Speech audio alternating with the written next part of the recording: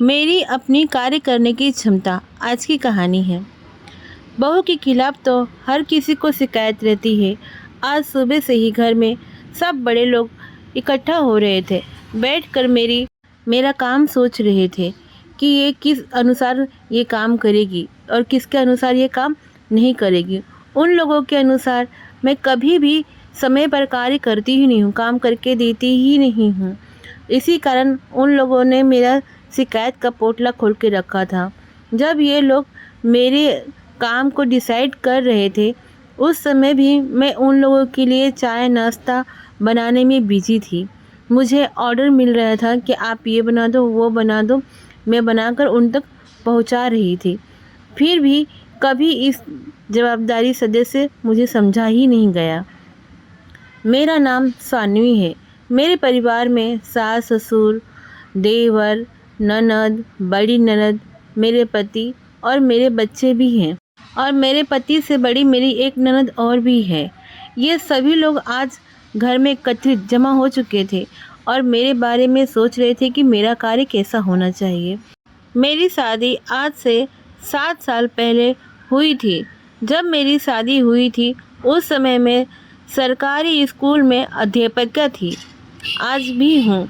उस समय इन सबको गर्व था कि हमारी बहू सोसाइटी में स्टैंडर्ड वाली है, पर आज वही स्टैंडर्ड इनके लिए बुरा लग रहा है। वर्किंग बताने में मज़ा आ रहा था, पर उनके साथ जो जवाबदारियां होती हैं वो निभाने में रोना आ जाता है। मेरी सैलरी लेना कभी इनको बुरा नहीं लगता, मेरी मदद करना उनको बुरा लगता है। आज सभी लोग एकत्रित हुए हैं। पहले तो लोग को कहना था कि इसके माता पिता को बुलाया जाए, कम से कम फैसला पारदर्शी होगा।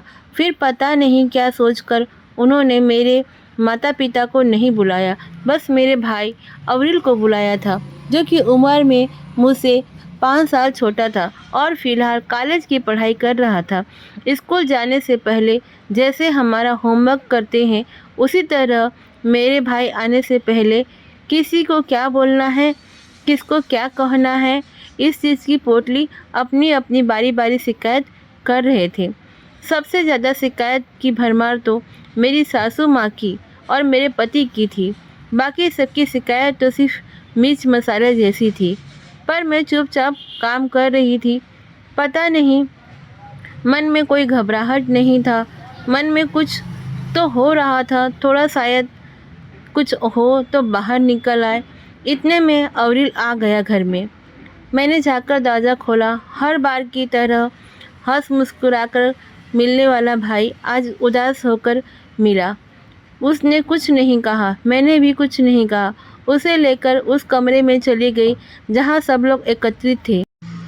कमरे में पहुंचते ही अवरिल ने सबको नमस्ते कहा।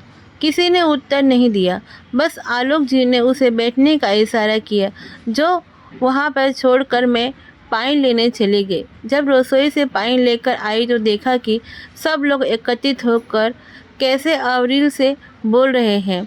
सबसे ज़्यादा शिकायत शुरू तो मेरी सासू जी की थी। माफ़ करना अवरिल बेटा, लेकिन तुम्हारी बहन एक जिम्मेदार बहू नहीं है। सुबह ही मुझे दवा देना भूल गई। कई बार इसे याद दिलाना पड़ता है। ससुर जी की दवाई का वक्त हो गया है। कोई काम समय पर नहीं करती, यहाँ तक कि जब उसकी मदद करो तब जाकर वो काम करती है। आजकल कोई हिसाब किताब नहीं देती, पता नहीं अपनी सैलरी कहाँ खर्च करती है। ये मेरे पति ने कहा। भाभी कामचोर हो गई है, देवर जी ने कहा। कोई उम्र है उनके काम करने की। कल मेरे कमरे की सफाई भी माँ ने ही की थी, छोटी ननद ने कहा। और तो और जब हम मायके से आते हैं तो छुट्टी भी नहीं ले सकती, माँ भी खाना निकाल कर परोसती है। यहाँ तक कि विदाई भी हमें हमारी मनमाफिक विदाई भी नहीं देती। अब की बार बड़ी ननद ने कहा। इतना कुछ बोल जाती है माँ के सामने। अगर मेरी बीवी कल को ऐसा बोलेगी तो मैं अच्छा सबक सिखाऊंगा। उन्हें तो फिर भी सिर आंखों पर चढ़ा रखा है। अब की बार देवर ने अपनी तरफ से तीर फेंका। देखो, अवरिल से ज़्यादा तो कुछ नहीं कहूँगा, लेकिन घर में सभी को अगर उससे समस्या है तो जाहिर सी बात है कि तुम्हारी बहन में ही कमी है। जो पहले काम करना है वो बाद में करती है, जो बाद में काम करना है वो पहले करते हैं।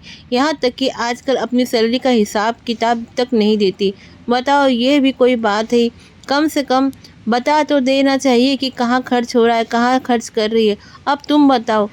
अब रील इस बात का जवाब नहीं दे पाया और मेरी तरफ देखने लगा। बस उसके इतना ही कहा कि दीदी, आपको कुछ कहना है क्या? उसका सवाल सुनते ही अपने चेहरे पर मुस्कान लाते हुए मैंने कहा, मैं खुद नहीं जानती कि मेरा काम क्या है, मुझे क्या करना चाहिए। ये लोग तो तय करते हैं। मेरी सास अभी 55 साल की है और पहनने ओढ़ने घूमने फिरने के मामले में वो अभी भी जवान है। बस दवाई लेने, समय पर काम करने के समय बुजुर्ग हो जाती है। वो अपनी सुविधा अनुसार मेरा काम तय करती है। मेरी छोटी ननद जो घर पर कभी भी काम करना पसंद नहीं करती, यदि एक दिन उसके कमरे की सफाई उनकी माँ ने कर दिया तो उनको बुरा लग जाता है। मेरी काम करने की क्या सीमा है? मेरा देवर जो कुछ भी सुना देता है, खूब अपनी माँ और बहन का सम्मान नहीं करता, पर अपने आने वाली बीवी को सबक सिखाने की बात कर रहा है। वो मेरा काम तय कर रहा है। मेरी बड़ी ननद जो मायके से आती है, वो अपनी वर्किंग भाभी से ये उम्मीद करती है कि वो छुट्टी लेकर आपके साथ बैठी रहे, जबकि खुद अपनी माँ के कमरे में बैठकर पंचायती करती रहती है और भूल कर भी अपनी भाभी की मदद तक करने नहीं आती। साथ ही में जो खुद अपनी ननद कुछ देना ना पड़ जाए इसलिए नहीं बुलाती, तो वो मेरी आवश्यकताएं तय कर रही है। मेरा पति ही मेरी सैलरी के हिसाब किताब पूछता है, जबकि उसे अच्छे से पता है कि मेरी सैलरी का आधा हिस्सा इन लोगों के लोन भरने में जाता है और कुछ हिस्सा बच्चों की फीस में। वो भी मेरी कार्य करने की क्षमता तय कर रहे। सच कहूँ, मेरी काम करने की आवश्यकता क्या है जो मेरी अपनी नहीं है, उसे तय करने वाला कोई और फिर कहते हैं कि कोई और काम ढंग से नहीं करती। देखो ना भाई, सुबह से ये लोग बैठकर पंचायती कर रहे और मैं अकेले काम कर रही। इन सब ने नाश्ता भी कर लिया पर मुझे अभी तक चाय नहीं नसीब हुई।